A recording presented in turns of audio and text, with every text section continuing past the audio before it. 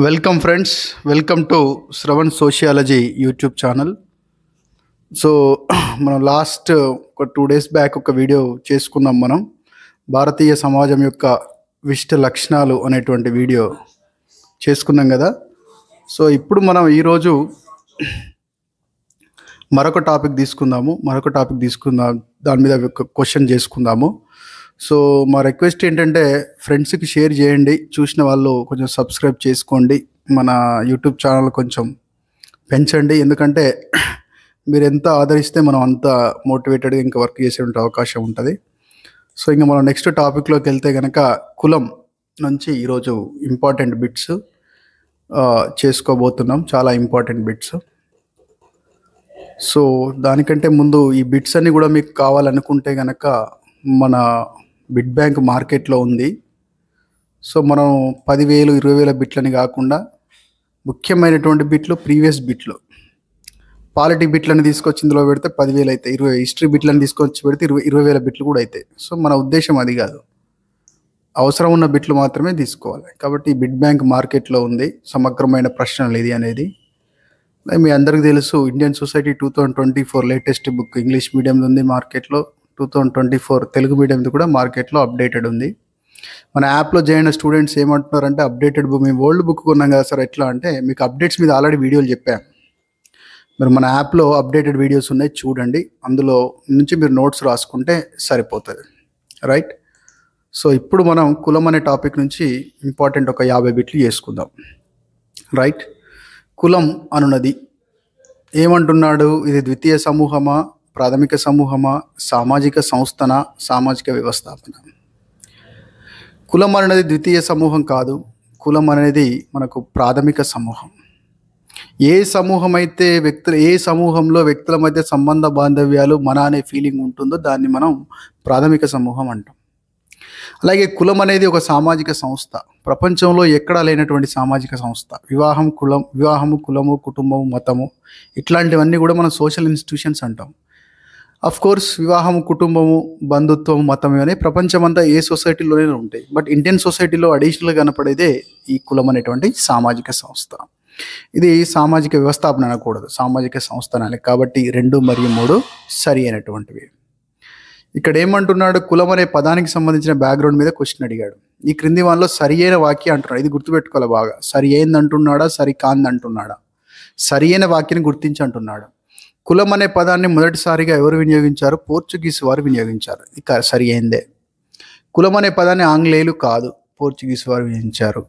కులం అనే పదం, కులం అంటే ఇన్ ద సెన్స్ ఇక్కడ పోర్చుగీస్ వారు కులం అనేం వాడలేదు, కాస్ట్ అనే పదం వాడిల్లు. మనం తెలుగులో కులం అంటాం కాబట్టి కులం అనే పదం అని ఇక్కడ వాడుతున్నాం. అలాగే కాస్ట్ అనే పదం లేదా కులం అనే పదం యొక్క పుట్టుకకు సంబంధించి హెచ్హెచ్ కేట్కర్ అనేటువంటి శాస్త్రవేత్త పరిశోధనలు చేశారు. ఇది కరెక్టే. ఈ హెచ్హెచ్ కేట్కర్ అనేటువంటి శాస్త్రవేత్త history of caste in India అనే బుక్ రాస్తాడండి. చాలా ఇంపార్టెంట్ బుక్ అది, history of caste in India. అందులోనే కులం ఎట్లా ఆవిర్భవించింది అని పరిశోధన చేస్తాడు. ఆ క్రమంలోనే ఆయన చెప్తాడు పోర్చుగీసు వాళ్ళే ఈ కులం అనే పదాన్ని కాస్టా మరియు కాస్టస్ అనేటువంటి యూరోపియన్ పదాల నుంచి తీసుకున్నారని ఎక్స్ప్లెయిన్ చేస్తాడు. కాబట్టి కులం అనే పదం పుట్టుకకు సంబంధించి కేట్కర్ గారు తన యొక్క గ్రంథమైనటువంటి history of caste in India అనే బుక్లో ఫస్ట్ టైం చేశారు. అలాగే కులం అనే పదం యొక్క పుట్టుకకు సంబంధించి గరియే గారు చేయలేదు. కాబట్టి ఇందులో సరైన ఆన్సర్లు 1 మరియు 3 ఏ అనేది సరి అయినటువంటి ఆన్సర్. ఇక్కడ మళ్ళీ plain question, what is cost? ఏంటిది కులం? కులం అనున్నది, కులం దేనికి కారణమవుతున్నది అనే కోణంలో అడిగాడు. కులము సామాజిక వెలికి కారణమవుతుంది, సామాజిక వర్జనకు కారణమవుతుంది, సామాజిక స్థరీకరణకు కారణమవుతుంది, కానీ సామాజిక గతిశీలతకు కారణం కాదు. సో ఇప్పుడు మనం అర్థం చేసుకుందాం. సామాజిక వెలి అంటే కొన్ని వర్గాలను సమాజంలో భాగం కానివ్వకపోవడం, లేదా సమాజంలో ఉన్నటువంటి కొంతమంది సమూహాలను లేదా ప్రజలను సమాజంలో నివసించకుండా చేయడం, లేదా సమాజంలో ఉన్నటువంటి వనరులను వినియోగించుకోకుండా చేయడం. అంటే రోడ్ల మీద నడవనివ్వకపోవడం, ఊళ్ళో నివసించనీయకపోవడం, ఇంట్లో నుంచి బయటికి వెళ్ళగొట్టడం, లేదా వాళ్ళకి ఉద్యోగాలు లేకుండా చేయడం, వాళ్ళకి విద్య లేకుండా చేయడం. సో సామాజిక వనరుల నుంచి వారిని దూరంగా నెట్టేయడం, చెరువును వినియోగించుకోనియకుండా చేయడం, పబ్లిక్ పార్కులోకి రానివ్వకపోవడం, హోటళ్ళలోకి రానివ్వకపోవడం, వారికి ఉద్యోగాలు ఇవ్వకపోవడం, దానికి కారణాలు ఏమైనా ఉండొచ్చు. బట్ ఇక్కడ సామాజిక వెలి అనే పదానికి అర్థం ఏంటంటే సామాజిక వనరులకు దూరంగా మరియు సమాజానికి దూరంగా కొన్ని వర్గాలను నెట్టేయడం. సో మన ఇండియాలో చూసినట్టయితే కులం అనేది ఇట్లాంటి చర్యలకు చాలా కారణమవుతుంది. ముఖ్యంగా దళితులు, వాళ్ళనే ఒకప్పుడు ఎడమ చేతి కులాలు అనేవారు, లేదా అంటరాని వారు అనేటువంటి ఒక పేరుతో దుర్మార్గంగా పిలిచేవారు, లేదా అతిశూద్రులు అనేటువంటి పేరుతో కూడా పిలిచేవారు. సో వీరందరినీ విలేజ్లోకి రానివ్వలేదు, రోడ్ల మీద నడవనివ్వలేదు. సామాజిక వనరులు అయినటువంటి బావులు, చెరువులు ఇట్లాంటి వాటిని వినియోగించుకోనివ్వలేదు. దాంతోపాటు మహిళను మొన్నటి వరకు ఉద్యోగాలు చేయనీయలేదు, చదువుకోనియలేదు. అలాగే డిజబుల్స్ని ఆటోమేటిక్గా వాళ్ళకు డిజబుల్స్ కాబట్టి వనరులు వినియోగించుకోలేకపోతున్నారు, వాళ్ళు కూడా వెలికి అవుతున్నారు. థర్డ్ జెండర్ కూడా సామాజిక వెలికి గురవుతున్నారు. ఆరోగ్యము బాగలేనటువంటి HIV AIDS వ్యాధిగ్రస్తులు, సోరియాసిస్ వ్యాధిగ్రస్తులు, ఇట్లాంటి వాళ్ళు కూడా TB వ్యాధిగ్రస్తులు, అలాగే కుష్టు వ్యాధిగ్రస్తులు, వీళ్ళందరూ కూడా సమాజంలో భాగం కాలేకపోతున్నారు. కొందరికి ఆరోగ్యం కారణమైతే, కొందరికి లింగం కారణమైతే. బట్ భారతీయ సమాజంలో అత్యధికంగా సామాజిక వెలికి ప్రధాన కారణం ఏంటంటే కులం. కాబట్టి కులం అనేది ఇక్కడ కొందరి విషయంలో సామాజిక వెలికి కారణమవుతుంది. సామాజిక వర్జన అన్న సామాజిక వెలి అన్న రెండు ఒకటే, కాబట్టి ఇది కూడా సరైనటువంటి ఆన్సరే. సామాజిక స్థరీకరణ కూడా కులమే కారణం కదా. ఒక్కో కులానికి ఎక్కువ హోదాని ఇస్తున్నాం మనం, A అనే కులానికి ఎక్కువ హోదాని, B అనే కులానికి తక్కువ హోదాని ఇస్తున్నాం. కాబట్టి సామాజిక కులం ఆధారంగా హోదాలు ఇస్తున్నాం కాబట్టి ఇది సామాజిక స్థరీకరణ కారణమవుతుంది. కానీ కులం సామాజిక గతిశీలత కారణం కాదు, సామాజిక గతిశీలత లేకుండా చేస్తుంది. నువ్వు X అనేటువంటి కులంలో పుడితే చనిపోయేంత వరకు నీకు ఏ హోదా పెరగదు, ఏ అంతస్తు పెరగదు. కులాన్ని నమ్ముకొని కూర్చుంటే, కులం గోడలు దాటి, కుల వృత్తులు దాటి వచ్చి నువ్వు చదువుకుంటే నీ హోదా పెరుగుతుంది. అంటే ఇక్కడ విద్య అనేది నీ హోదాను పెంచుతుంది, గతిశీలత కారణమవుతుంది. కానీ కులం అనేది ఫిక్స్డ్ ర్యాంకింగ్. నువ్వు A అనే క్యాస్ట్ అయితే నీకు ఒక ర్యాంకు, B అనే క్యాస్ట్ ఇంకొక ర్యాంకు, C అనే క్యాస్ట్కి ఇంకొక ర్యాంక్. కాబట్టి గతిశీలతకు ఆటంకంగా ఉంటుంది, గతిశీలతకు కారణం కాదు కులం. కాబట్టి 1, 2, 3 సరి అయినటువంటి answers. And the next one, ఈ క్రింది వాళ్ళలో సరిగ్గా జతపరిచింది. కులము ఆపాదించిన అంతస్తు కరెక్టే, విద్య సాధించిన అంతస్తు, సంస్కృతీకరణ గతిశీలత ప్రయత్నం కరెక్టే, యజమాని కార్మికుడిగా మారడం అధోముఖి గతిశీలత, ఇవి 4 కరెక్టే. ఎట్లా చూద్దాం. కులం అనేది ఆపాదించిన అంతస్తు. ఒక A అనేవాడు X అనేటువంటి కులంలో పుట్టిండు అనుకుందాం. ఈ X అనేటువంటి కులము మనము పెద్ద కులం అనుకుంటే వాడికి పెద్ద హోదా ఇస్తున్నాం. X అనేటువంటి కులము నిమ్నమైన కులంగా మనం భావించినట్టయితే వాడికి తక్కువ హోదాని ఇస్తున్నాం. అంటే ఇక్కడ A అనేవాడికి హోదా వాడు పుట్టినప్పుడు తెచ్చుకున్నాడా, లేదా సమాజం వాడికి కులాన్ని బట్టి ఇస్తుందా? సమాజం వాడికి ఇస్తుంది కులాన్ని బట్టి. కాబట్టి కులం అనేది ఆపాదించిన, అంటే చుట్టూ ఉన్న సమాజం వాడికి ఆపాదిస్తుంది. విద్య, వీడేం చేశాడు, ఫర్ ఎగ్జాంపుల్ A అనేవాడు నిమ్న కులస్తుడు అని చెప్పేసి సమాజం వాడికి తక్కువ హోదాని ఇచ్చింది. బట్ వాడు ఒక PhD చేసి లేదా ఒక గ్రూప్ 1 ఆఫీసర్ అయిండు చదువుకొని బాగా, అది వాడు సాధించుకున్నది. కాబట్టి విద్య అనేది సాధించిన అంతస్తుని ఇస్తుంది, కరెక్టే. సంస్కృతీకరణ అనేది గతిశీలత ప్రయత్నం అంటే అది పైకి ఎగబాకడం కావచ్చు, లేదా ఉన్న స్థాయి నుంచి కిందికి దిగజారడం కావచ్చు. ఈ స్థాయిలో ఉన్నాడు, పైకి ఎగబాకిన గతిశీలతే, ఈ స్థాయి నుంచి ఇంకా దిగజారిపోయిండు, ఇది కూడా గతిశీలతే అంటాం. కాబట్టి ఇక్కడ మరి సంస్కృతీకరణ గతిశీలత ఎలా చేస్తుంది? బ్రాహ్మణ్స్ అనేటువంటి కులాన్ని ఫాలో అవుతూ విశ్వ బ్రాహ్మణులు ఎక్కువ హోదాను సమాజంలో సంపాదించుకునేటువంటి ప్రయత్నం చేస్తున్నారు, వీళ్ళ యొక్క ఆచారాలను అనుసరిస్తూ. కాబట్టి సంస్కృతీకరణ అంటే ఏమనుకున్నాం మనం? ఉన్నత కులాల యొక్క అలవాట్లను, అభిరుచులను, వారి యొక్క సంస్కృతిని గుడ్డిగా అనుసరిస్తూ మేము కూడా ఉన్నత కులస్తులము అని భ్రమపడే ప్రయత్నం అని చెప్పినాం. అంటే సమాజంలో ఎక్కువ హోదా పొందడానికి చేసేటువంటి ప్రయత్నమే సంస్కృతీకరణగా మనం భావించవచ్చు. దాన్నే మనం గతిశీలత ప్రయత్నం కూడా అనొచ్చు. అండ్ దెన్ లాస్ట్ వన్, యజమాని కార్మికుడిగా మారాడు. యజమాని అంటే పై అంతస్తు, కార్మికుడు అంటే దిగజారిండు. హోదాలో మార్పు వచ్చింది. హోదాలో పైకి ఎగబాకిన, హోదా లేదా అంతస్తులో పైకి ఎగబాకిన లేదా కిందికి దిగజారిన దాన్ని గతిశీలతే అంటాం.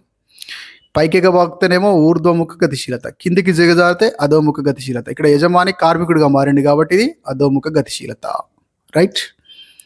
కాబట్టి ఇందులో కరెక్ట్ ఏంటి 1, 2, 3, 4 కూడా సరి అయినటువంటివి. నెక్స్ట్ 5వది, ఈ క్రింది వాళ్ళలో సరి అయిన వాక్యాన్ని గుర్తించండి. 4 వాక్యాలు ఇచ్చాము, ఏది సరి అయింది? డామినెంట్ కాస్ట్, ఆధిపత్య కులము లేదా ప్రాబల్య కులం. ప్రాబల్య కులం అనే భావన ఎవరు తెలిపారు? MN శ్రీనివాస్, ఇది కరెక్టే. The dominant caste in Rampura అనేటువంటి గ్రామంలో ఒక కులము ఒక గ్రామంలో ఎలా డామినేషన్ ఉంటుంది అనేటువంటి కోణంలో అని రాశారు. దాని మీద రాసినటువంటి బుక్కే the dominant caste in Rampura village. కాబట్టి ఒక ప్రాంతంలో కానీ, ఒక గ్రామంలో కానీ, ఒక రాష్ట్రంలో కానీ, ఒక దేశంలో కానీ ఏ కులం అయితే చాలా ప్రభావవంతంగా రాజకీయాలని, సంస్కృతిని, ఆర్థిక వ్యవస్థల్ని, పొలిటికల్ ఇన్స్టిట్యూషన్ని ప్రభావితం చేయగలుగుతుందో ఆ కులాన్నే మనం ప్రాబల్య కులం అంటాం. ఫర్ ఎగ్జాంపుల్ తెలుగు రాష్ట్రాల్లో రెడ్డి, కమ్మ, కాపు ఇట్లాంటి కులాలు ప్రాబల్య కులాలు. అండ్ ద నెక్స్ట్ వన్, కులం యొక్క సాంస్కృతీకరణ అనే భావనను తెలిపిన వారు MN Srinivas. Social change in modern India అనేటువంటి బుక్లో ఎంఎన్ శ్రీనివాస్ గారు ఈ సాంస్క్రిటైజేషన్ అనే పదాన్ని మొట్టమొదటిసారిగా వాడారు. సమాజంలో ఏ కులం అయితే ఎక్కువ హోదాని పొందుతుందో ఆ కులాన్ని గుడ్డిగా అనుసరిస్తూ మరొక కులం ఆ కులం యొక్క లక్షణాలని నేర్చుకుంటుంది. దాన్నే మనం సాంస్కృతీకరణ అంటే బ్రాహ్మణులని అనుకరిస్తున్నారు కొంతమంది వైశ్యుల్ని అనుకరిస్తారు హోదా పెంపొందించుకోవడం కోసం. ఇట్లాంటి దృగ్విషయాన్నే సంస్కృతీకరణ అంటారని ఎంఎన్ శ్రీనివాస్ గారు చెప్పారు. ఇది కరెక్టే. ఇది ఏ బుక్లో చెప్పారు? Social change in modern India అనే బుక్లో చెప్పారు. అందుకే ఎంఎన్ శ్రీనివాస్ని father of social change in modern India అని కూడా అంటారు. అలాగే సామాజిక గతిశీలత అనేటువంటి భావన తెలిపిన వాడు సోర్కినే. ఈయన సోషల్ మొబిలిటీ అనే గ్రంథం రాస్తాడు. సోషల్ మొబిలిటీ అంటే ఇప్పుడు ఎక్స్ అనేవాడు ఈ హోదాలో ఉన్నాడు, వాని హోదా పెరిగినా గతిశీలతే, హోదా తగ్గినా గతిశీలతే. అంటే వాడి యొక్క హోదాలో అంతస్తులో మార్పు వచ్చినప్పుడు దాన్ని గతిశీలత అంటాం. అది పాజిటివ్గా ఉండొచ్చు, నెగిటివ్గా ఉండొచ్చు. రుణాత్మక గతిశీలత కిందికి దిగజారితే, పైకి బాగితే ధనాత్మక గతిశీలత. దీన్నే ఊర్ధ్వముఖ గతిశీలత, పైకి. కిందికి వస్తే అధోముఖ గతిశీలత. రైట్. సో వీడు కింది స్థాయి, ఫర్ ఎగ్జాంపుల్ ఎక్స్ అనేవాడు ఇక్కడ వ్యవసాయ కూలీగా ఉన్నాడు, అగ్రికల్చర్ లేబర్గా ఉన్నాడు. రేపు పొద్దున ఇండస్ట్రియల్ లేబర్గా మారాడు. ఏమన్నా హోదా మారిందా? మారలే. అంతస్తు మారిందా? మారలేదు. ఇక్కడ లేబరే. కాకపోతే ఏంటంటే ఇక్కడ ఫీల్డ్ మారింది, చేసే పాత్రలు మారినాయి. సో ఇలాంటి సందర్భంలో దీన్ని ఏమంటారంటే సమస్తరీయ గతిశీలత. అంటే వాడి హోదాలో అంతస్తులో సేమ్ స్థరంలో అంటే ఒకే లెవెల్లో ఉన్నాడు, బట్ వాడి పాత్ర మాత్రమే మారింది. సో ఇలాంటి మార్పు వస్తే దాన్ని సమస్తరీయ గతిశీలత అంటాం. హోదాలో అంతస్తులో ఎగబాకడం కానీ దిగజారడం కానీ జరిగితే దాన్ని అసమస్తరీయ గతిశీలత అంటారు. అంటే వాడి యొక్క లెవెల్ అనేది చేంజ్ అయింది. ఇక్కడ ఎగబాకిండు ఊర్ధ్వముఖ, దిగజారిండు అధోముఖ. ఇక్కడ లెవెల్ ఏం మారలేదు, సేమ్ లెవెలే, ఫీల్డ్ మాత్రమే మారింది. దీన్ని ఏమంటామంటే సమస్తరీయ గతిశీలత అంటాం. తండ్రి ఫాదర్ ఉన్నాడు, ఫాదర్ హోదాకి సన్ హోదాకి మార్పు వచ్చింది. ఫాదర్ ఏమో డిప్యూటీ కలెక్టరు, కొడుకేమో డ్రగ్ అడిక్ట్. లేదా ఫాదరు ఒక రైతు కూలి, సన్ ఏమో గ్రూప్ 1 ఆఫీసర్. తండ్రి హోదాకి కొడుకు హోదాకి చేంజ్ వచ్చింది కాబట్టి దీన్ని జనరేషనల్ మొబిలిటీ అంటారు. సో ఓవరాల్గా ఈ గతిశీలత, సామాజిక గతిశీలత అనే పేరును తీసుకొచ్చిన ఆయన ఎవరు? సోర్కిన్. భారతదేశంలో కులం అనేది గతిశీలత లేకుండా చేసింది. ఏ కులంలో పుట్టినవాడు వాడు చదువుకుంటేనే వానికి గతిశీలత వస్తుంది, ఏమైనా స్కిల్ నేర్చుకుంటేనే గతిశీలత వస్తుంది. లేదా కుల వృత్తులు చేస్తే మాత్రం వాడు పుట్టేంత వరకు అదే హోదాలో అదే అంతస్తులో కొనసాగుతాడు. అండ్ అగైన్ కూర్గులపై అధ్యయనం చేసిన వారు ఎంఎన్ శ్రీనివాస్. ఇది కూడా కరెక్టే. కర్ణాటకలో ఉంటారు వీళ్ళు కూర్గులు. వీళ్ళ యొక్క ఫ్యామిలీని ఒక్క అనేటువంటి ఫ్యామిలీ అంటాం. ఇది పితృస్వామ్య ఉమ్మడి కుటుంబం. వాళ్ళ యొక్క సోషల్ ఆర్గనైజేషన్ మీద స్టడీ చేశాడు ఎంఎన్ శ్రీనివాస్. కాబట్టి ఈ 1, 2, 3, 4 4 కూడా సరి అయినవే. ఇక్కడ కొంచెం అనలిటికల్ క్వశ్చన్. కులం ఎందుకు తీసివేయలేనిదిగా మరియు బదిలీ చేయలేనిదిగా మారింది? ఒక వ్యక్తి నాకు కులం వద్దురా బాబు అంటే కూడా నాకు కులం సర్టిఫికెట్ వద్దంటున్నాడు. అయినా సరే చుట్టూన్న సమాజం వాడిని పలానా కులస్తుడిగానే ట్రీట్ చేస్తుంది. అలాగే కులాన్ని మనం బదిలీ చేయలేం. గూగుల్ పేలో, ఫోన్పేలో కులాన్ని మనం బయటికి పంపించలేం. మతాన్ని చేయొచ్చు. ఒక మతం నుంచి ఇంకొక మతంలోకి మారచ్చు, ఒక వృత్తి నుంచి ఇంకొక వృత్తిలోకి మారచ్చు, ఒక గ్రామం నుంచి లేదా ఒక ప్రాంతం నుంచి ఒక ప్రాంతానికి మారచ్చు. కానీ కులాన్ని మళ్ళా మార్చలేము. ఎందుకవుతుందంటే ఏ కులస్తుడికైనా వాడి కులం పట్ల గర్వాన్ని, కాస్ట్ ప్రైడ్ ఉంటుంది. ఇది కరెక్టే. ప్రతి కులానికంటూ ఒక ప్రత్యేక సంస్కృతి ఉంటుంది. అది వృత్తే కావచ్చు, వేషధారణే కావచ్చు, మాటలు మాట్లాడే విధానమే కావచ్చు, అది కూడా ఒక రీజనే. అంతర్వివాహ నియమాన్ని కూడా స్ట్రిక్ట్గా పాటిస్తున్నాం కాబట్టి ఏ కులస్తులు ఆ కులస్తుల్లో వివాహం చేసుకుంటున్నారు కాబట్టి. అలాగే కులం అనేది ఒక ప్రబల సమూహం, అంటే ఒక ప్రెజర్ గ్రూప్ లాగా ఉంటుంది కాబట్టి. నిన్న పోలీసులు అరెస్ట్ చేయాలంటే ఫస్ట్ నీ కుల పెద్ద, లేదా ముఖ్యంగా బలహీన వర్గాలకు సంబంధించి మనం చూసినప్పుడు వాళ్ళ మీద దాడులు జరిగినప్పుడు వాళ్ళని ప్రొటెక్ట్ చేసేది ఎవరు? కుల సంఘాలే వచ్చి ప్రొటెక్ట్ చేస్తాయి కదా, వేరే కులస్తులు వచ్చి ప్రొటెక్ట్ చేయడు కదా. సో కాబట్టి ఇక్కడ ఈ 1, 2, 3, 4 4 కూడా ఈ కులం తీసివేయలేనిదిగా మరియు బదిలీ చేయనిదిగా ఉండడానికి కారణభూతాలు అవుతున్నవి. ఈ క్రింది వాళ్ళ కులం యొక్క ప్రకార్యము అంటే మంచి పని, వికార్యం అంటే చెడు పని. కులం చేసే మంచి పనులు మంచి పని కానిదేది అంటున్నాం. సాంస్కృతిక వైవిధ్య కొనసాగింపు మంచి పనే. ఈ కులాల లేకపోతే ఇప్పుడు చేనేత కళ ఉండేది కాదు, నిర్మల్ బొమ్మలు ఉండేటివి కాదు, పెంబర్తి హస్తకళలు ఉండేటివి కాదు, కరీంనగర్ వెండి నగిషీలు ఉండేటివి కాదు కదా, కొండపల్లి బొమ్మలు ఉండేటివి కాదు. తర్వాత ఇక్కడ విజయవాడ దగ్గర కూడా ఒక బొమ్మలు తయారు చేస్తారు, అవి ఉండేటివి కాదు. సో ఈ సాంస్కృతిక వైవిధ్యం ఉండేది కాదు. అలాగే హస్తకళ నైపుణ్యాలు కూడా కొనసాగేవి కావు. వృత్తిపరమైన వైవిధ్యం కూడా ఉండేది కాదు. వృత్తిపరమైన వైవిధ్యము మరి మంచి పనైనా ప్రకార్యమైనా ఎందుకు కాదు?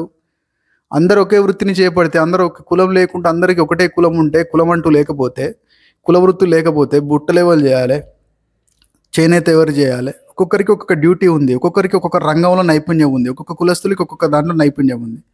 కాబట్టి వృత్తి వైవిధ్యం కొనసాగేలా చేయడం కూడా ప్రకార్యమే. బట్ ఇక్కడ వికార్యం ఏంటంటే అంతర్వివాహ నియమాన్ని పాటించేలా చేస్తుంది.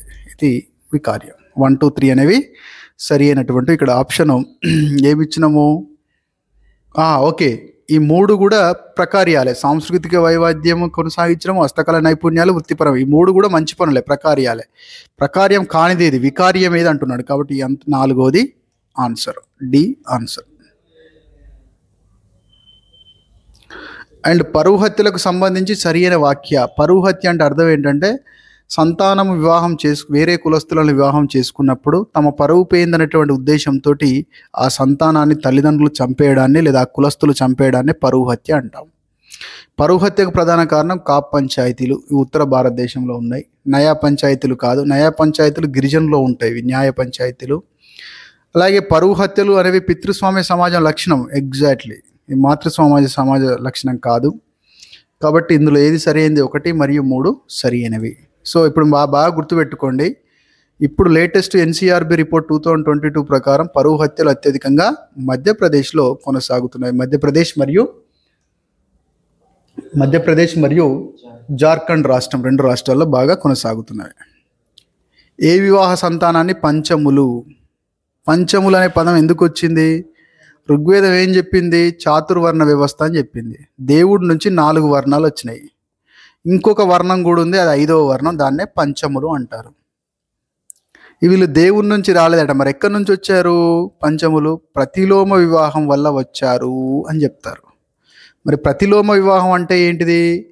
అప్పర్ వర్ణానికి చెందినటువంటి, ఉన్నత వర్ణానికి చెందినటువంటి మహిళ తనకంటే లోయర్ వర్ణానికి చెందిన పురుషుణ్ణి పెళ్లి చేసుకుంటే ఆ వివాహాన్ని ప్రతిలోమ లేదా విలోమ వివాహం అంటారు. ఫర్ ఎగ్జాంపుల్, ఒక బ్రాహ్మణ్స్ అమ్మాయి తనకంటే తక్కువ వర్ణమైనటువంటి శూద్ర కానీ, తనకంటే తక్కువ వర్ణమైనటువంటి క్షత్రియ కానీ, తనకంటే తక్కువ వర్ణమైనటువంటి వైశ్య అబ్బాయిని పెళ్లి చేసుకున్నప్పుడు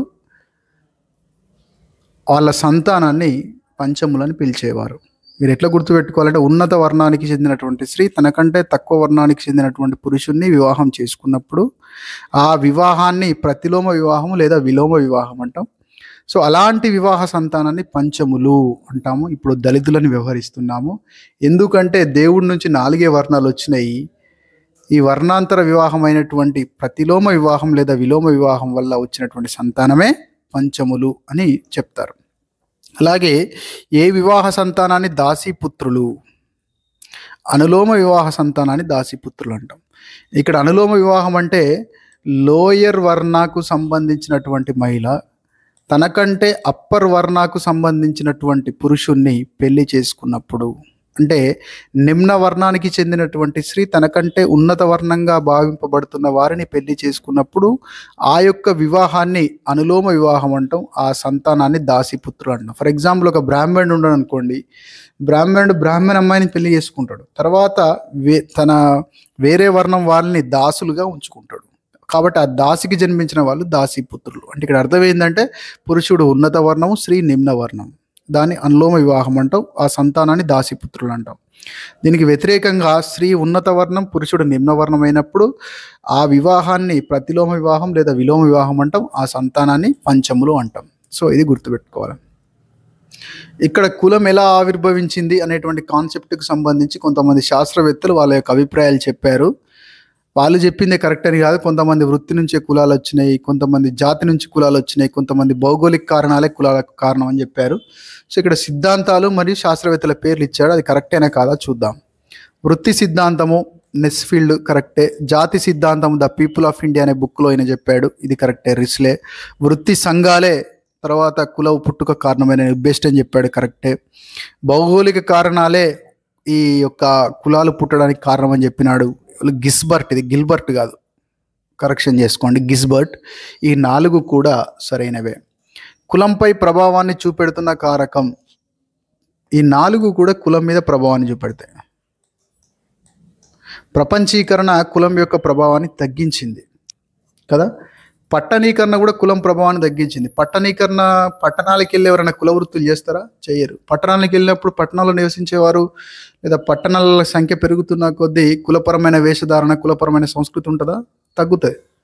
పారిశ్రామికీకరణ కూడా కుల వృత్తులతో సంబంధం లేకుండా చేసింది, నూతన వృత్తులు తీసుకొచ్చింది. సంస్కృతీకరణ కూడా కులంపై ప్రభావాన్ని చూపింది. కొన్ని కులాల సంస్కృతి లేకుండా చేసింది, కేవలం ఉన్నత కులాల సంస్కృతి మాత్రమే నిమ్న కులాలు అనుకరించేలా చేసింది. కాబట్టి ఈ 4 కూడా కులంపై ప్రభావాన్ని చూపుతున్న కారకాలే. మళ్ళీ ఈ క్రింది వాళ్ళలో సరి అయిన వాక్య అన్నాడు. Father of social change in modern India MN Srinivasan అంటారు, కరెక్ట్. ఎందుకంటే ఈయన social change in modern India అనే గ్రంథం రాశాడు కాబట్టి. ఎంఎన్ శ్రీనివాస్ గారు రిమెంబర్డ్ విలేజ్ అనే గ్రంథం రాశారు, కరెక్టే. ఎంఎన్ శ్రీనివాస్ గారు ఆధునిక భారతదేశంలో సామాజిక పరివర్తన, అదే social change in modern India అని ఇంగ్లీష్లో తెలుగులో అడిగాడు, ఇది కూడా కరెక్టే. ఎంఎన్ శ్రీనివాస్ గారే ప్రాబల్య కులం అనే భావన చెప్పారు, ఇది 4 కరెక్టే. వీటితో పాటు ఎంఎన్ శ్రీనివాస్ గారు ద ఇండియన్ విలేజెస్ అనే గ్రంథం కూడా రాశారు. సోషల్ ఆర్గనైజేషన్ అమాంగ్ ద కూర్గ్స్ అనేటువంటి గ్రంథం కూడా వీరే రాశారు. ఒక కులం తనకంటే తక్కువ స్థానం ఆపాదించబడిన కులం యొక్క సంస్కృతిని, దాన్ని విసంస్కృతీకరణ అంటాం. నిమ్న కులంగా భావింపబడుతున్న వారు ఉన్నత కులాలని అనుసరిస్తే సంస్కృతీకరణ.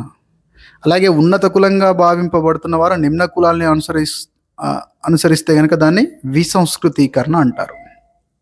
డీసాంస్క్రిటైజేషన్ అంటాం తెలుగులో. గిరిజనీకరణ అనే అంశాన్ని వివరించిన ఆయన కాళియా. అంటే గిరిజనుల యొక్క సంస్కృతిని అనుసరించడమే గిరిజనీకరణ. ఇక్కడ అడిగాడు కదా, గిరిజనీకరణ అంటే గిరిజనేతరులు గిరిజనుల యొక్క సంస్కృతిని అనుసరించడమే గిరిజనీకరణ.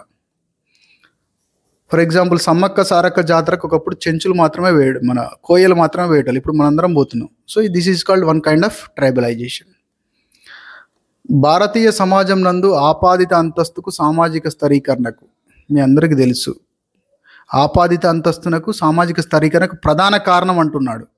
ఇక్కడ ప్రధాన అనే వర్డ్ లేకపోతే కులం కారణమవుతుంది, లింగం కారణమవుతుంది, మతం కాదు, వర్గం కారణమవుతుంది. ఇక్కడ ప్రధాన కారణం అంటున్నాడు కాబట్టి కేవలం కులం మాత్రమే కారణమవుతుంది. కులంతో పాటు లింగము మరియు వర్గం కూడా కారణమే కదా. సంస్కృతీకరణ ప్రక్రియ యందు వైయక్తిక ఆచరణ ఉండదు, ఉమ్మడి ఆచరణ కనిపిస్తుంది. ఆధునిక అనుసరణ కాదు ఇది, పాశ్చాత్యులు అనుసరించడం కాదు. ఒక కులం వారు ఉమ్మడిగా మరొక కులాన్ని అనుసరించడం, దాన్ని ఉమ్మడి ఆచరణ. ఒక వ్యక్తి అనుసరిస్తే దాన్ని సంస్కృతీకరణ, ఒక కులం అనుసరిస్తే దాన్ని సంస్కృతీకరణ అంటాం. ఈ క్రింది వాళ్ళలో భిన్నమైనది 4 ఇచ్చాడు. జాతీయత, కులము, కుటుంబం, వివాహం. మీరు గుర్తుపట్టాలి, ఈ 3 ఒకటే. 3 ఒకటే అంటే ఈ 3 కూడా సామాజిక సంస్థలు. కులము, కుటుంబం, వివాహం సామాజిక సంస్థలు. జాతీయత అనేది ఒక పౌరపరమైనటువంటి భావన, రాజకీయపరమైనటువంటి భావన. ఈ కుటుంబము, కులము, వివాహం అనేది సామాజిక సంస్థలు. జాతీయత అనేది సామాజిక సంస్థ కాదు, అందుకే అది భిన్నమైనది. కులం మరియు వర్ణం వేరువేరు అంశాలను తెలిపిన వారు సెనార్ట్. ఈయన ఏమంటాడంటే ఆర్యుల మూలంగానే కులం ఏర్పడ్డది అని చెప్తాడు. అలాగే ఇక్కడ ఎడమ చేతి కులాలు అనే భావన దేనితో పోల్చదగింది. ఒకప్పుడు దళితుల్ని ఇట్లా రకరకాల పేర్లతో, చాలా వివక్షతతో కూడిన పేర్లు ఉపయోగించేవారు దళితుల కోసం. వాళ్ళనే పంచములు అనేవారు. మన మహారాష్ట్రలో దళిత్ ప్యాంథర్స్ ఉద్యమం వచ్చిన తర్వాత దళితులను పిలవడం మొదలు పెడుతున్నాం. అతిశూద్రులని అతిశూద్రులను కూడా పిలిచేవారు. నిమ్న కులాలుగా భావింపబడుతున్న వారని కూడా పిలుస్తారు. కాబట్టి ఈ 4 పదాలకు ఒకటే. ఎడమ చేతి కులాలన్నా, దళితులన్నా, పంచములన్నా, అతిశూద్రులన్నా, నిమ్న కులాలన్నా అదే భావన. బట్ ఇలా నిమ్న కులాలు ఇట్లాంటి పదాలు డిస్క్రిమినేటరీ వర్డ్స్ ఒకప్పుడు వాడేవారు. కాబట్టి ఆత్మగౌరవం కోసం దళిత్ ప్యాంథర్స్ ఉద్యమం మహారాష్ట్రలో ప్రారంభమైన దళిత్ ప్యాంథర్స్ ఉద్యమం దళితులు అనేటువంటి పదాన్ని ఉపయోగిస్తుంది. దళిత్ అంటే ముక్కలు చేయబడి ఉన్న అని అర్థం. ఈ క్రింది వాళ్ళలో సామాజిక స్థరీకరణ అంటే మనుషుల్ని కొంతమందిని గొప్ప వాళ్ళుగా, కొంతమందిని హీనమైన వాళ్ళుగా వర్గీకరించడాన్ని సామాజిక స్థరీకరణ అన్నాం. కొంతమందికి ఎక్కువ హోదాని, కొంతమందికి తక్కువ హోదాని ఇవ్వడాన్ని మనం సామాజిక స్థరీకరణ అన్నాం. దాని యొక్క కాన్సిక్వెన్స్ ఏందంటున్నాం. ఎవరికైతే నిమ్న హోదా ఇచ్చినామో, ఎవరికైతే నిమ్నమైన అంతస్తు ఇచ్చినామో వాళ్ళందరూ, నిమ్న కులాల వారందరూ అసమానతలకు, సామాజిక వెలికి, అంటరానితనానికి, పేదరికానికి, నాలుగిటికి గురైనారు. కాబట్టి సి ఆన్సర్. జడ్జిమాని వ్యవస్థ దేనికి సంబంధించింది అంటున్నాడు. జడ్జిమాని వ్యవస్థ బంధుత్వ సంబంధాలకు సంబంధించింది కాదు, మతపరమైన అంశాలకు సంబంధించింది కాదు, ఆర్థికపరమైన నియమాలు కాదు. ఇదేంటి? కులాల మధ్య వృత్తిపరమైనటువంటి సేవలు. ఈ క్రింది వానిలో సరియైన దాన్ని గుర్తించండి. Caste in Indian politics Rajnish Kothari గారే రాశారు. ఈ రాజకీయాల వల్లనే కులం కులతత్వంగా మారుతుందని చెప్పారు వీళ్ళు. అలాగే అన్హిలేషన్ ఆఫ్ కాస్ట్ లేదా కుల నిర్మూలన అనే గ్రంథాన్ని అంబేద్కర్ గారు రాశారు. ఇది కరెక్టే. ఇండియన్ విలేజ్ దూబే గారు రాశారు. కరెక్టే. ఇండియన్ విలేజెస్, చాలా స్మాల్ డిఫరెన్స్ ఉంది ఇక్కడ చూడండి. ఇండియన్ విలేజ్ అన్నప్పుడు దూబే, ఇండియన్ విలేజెస్ అన్నప్పుడు ఎంఎన్ శ్రీనివాస్. ఈ 4 కూడా సరి అయినటువంటివే. ఈ క్రింది వానిలో సరి అయిన వాక్య. Social change in modern India అనే గ్రంథం ఎంఎన్ శ్రీనివాస్ గారే.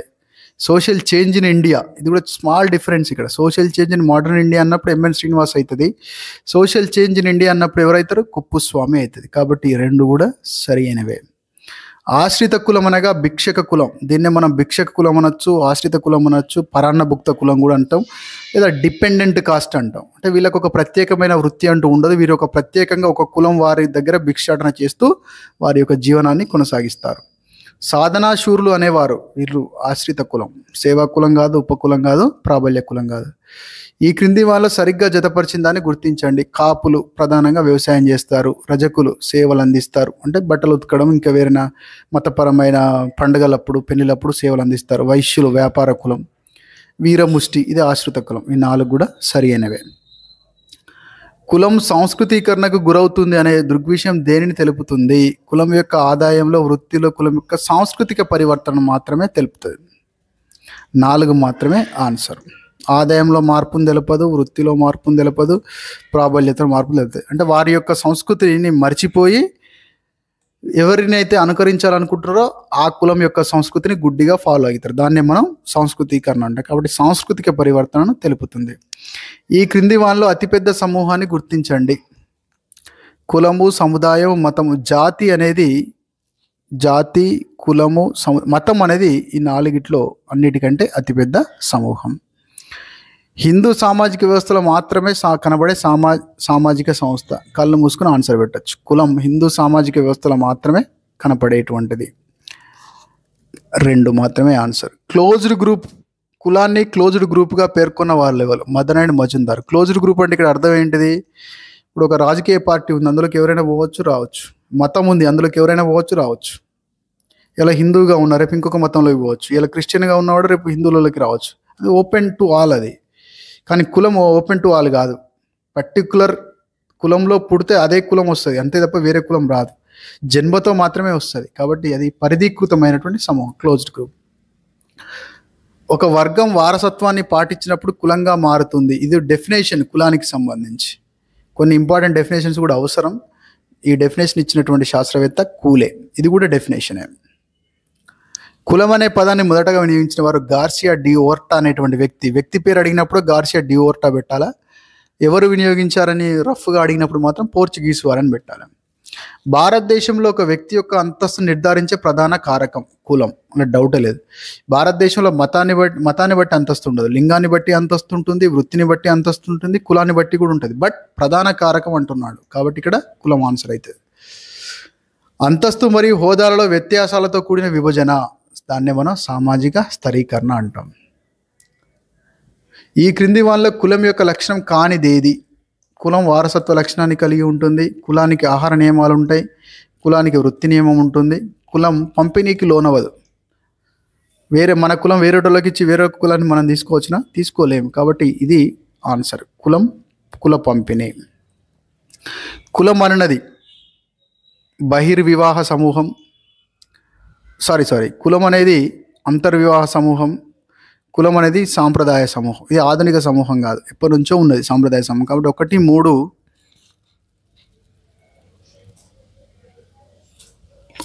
3 సరి అయినటువంటి ఆన్సర్స్. ఇక్కడ ఆన్సర్స్ ఏం పెట్టినాం మనం?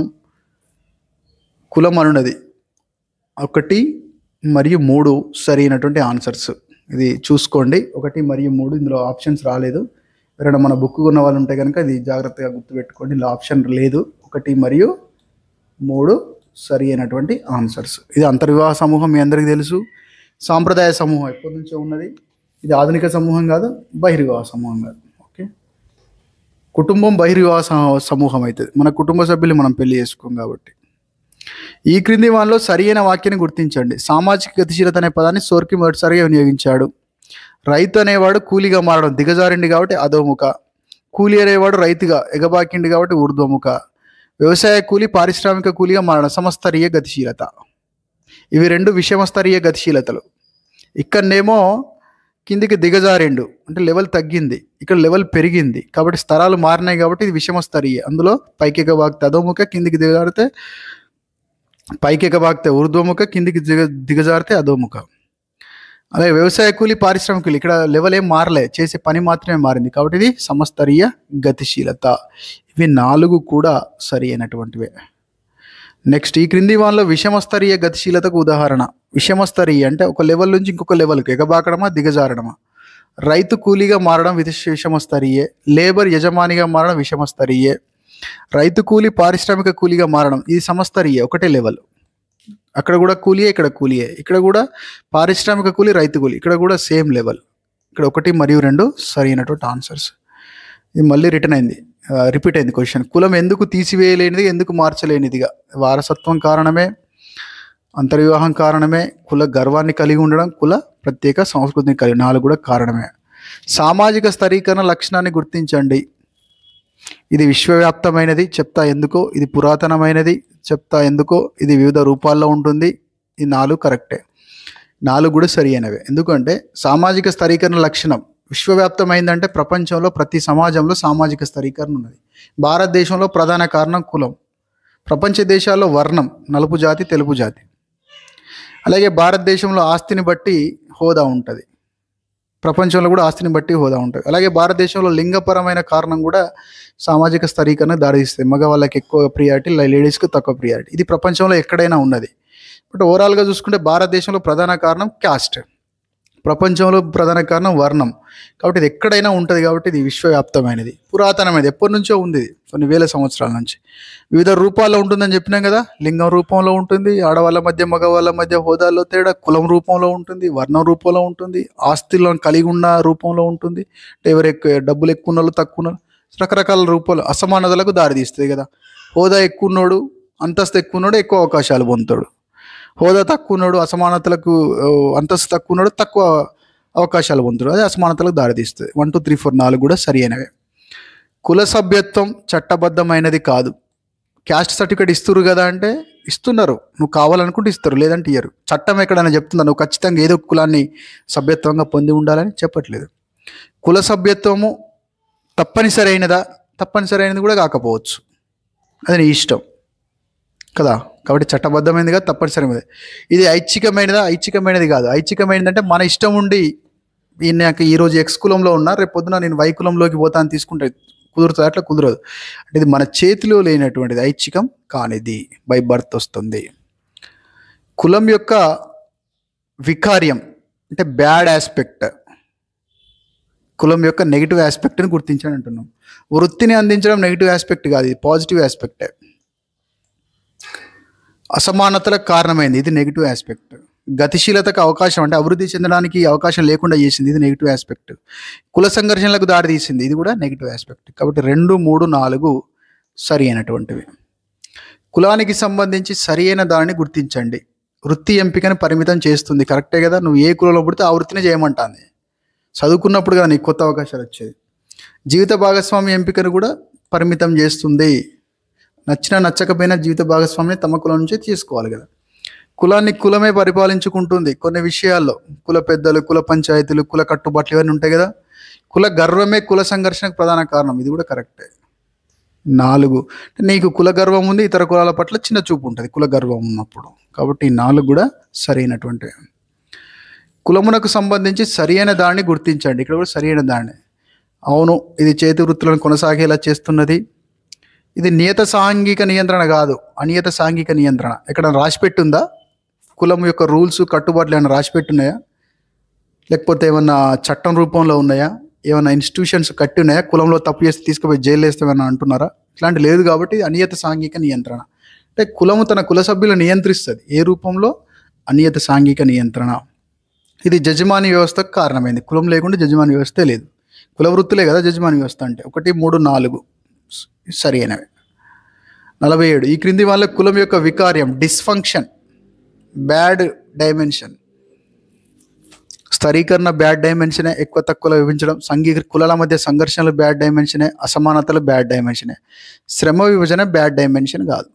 ఒక్కొక్కరికి ఒక్కొక్క రకమైన పని ఇచ్చింది కాబట్టి 2, 3, 4 అనేవి ఆన్సర్లు. బ్యాడ్ డైమెన్షన్స్ లేదా డిస్ఫంక్షన్స్ లేదా వికార్యాలు.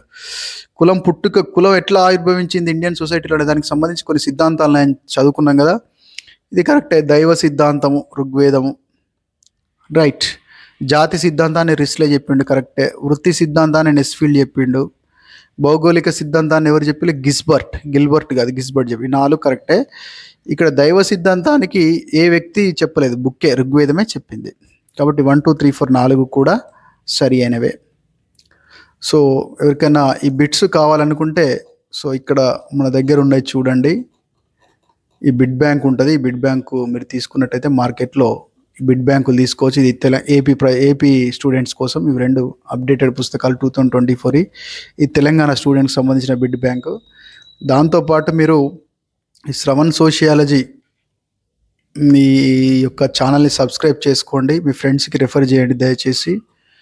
మీకు ఇందులో ప్యూర్గా కంప్లీట్గా సోషియాలజీకి సంబంధించి మొత్తం complete sociology, Telangana AP sociology సిడిపిఓకి సంబంధించినటువంటి గైడెన్స్ అంతా కూడా మీకు ఇక్కడ లభిస్తుంది.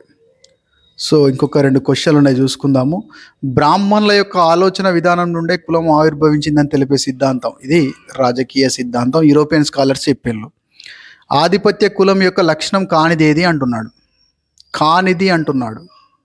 ఆధిపత్య కులం యొక్క లక్షణం కానిదేది అంటున్నాడు. ఇవన్నీ ఆధిపత్య కులం యొక్క లక్షణాలు. సంఖ్యాబలం ఎక్కువ ఉండడం, ఆర్థికంగా వృద్ధి చెంది ఉండడం, రాజకీయంగా వృద్ధి చెంది ఉండడం, విద్యాపరంగా వృద్ధి చెంది ఉండడం. ఇవన్నీ ఉన్నప్పుడే కదా వాళ్ళు డామినేషన్ చేసేది. అందుకే వాళ్ళని డామినెంట్ కాస్ట్ అంటాం కదా. కాబట్టి ఏది కాదు ఆన్సరు. సో నెక్స్ట్ ఇంకా మనం కులం మీద ప్రాక్టీస్ బిట్స్ 2 అలాగే ప్రాక్టీస్ బిట్స్ 3 ఇవి కూడా ఉన్నవి. ఇవి త్వరలో మనకు రేపు మనం యాప్లో అప్లోడ్ చేసి పెడతాం.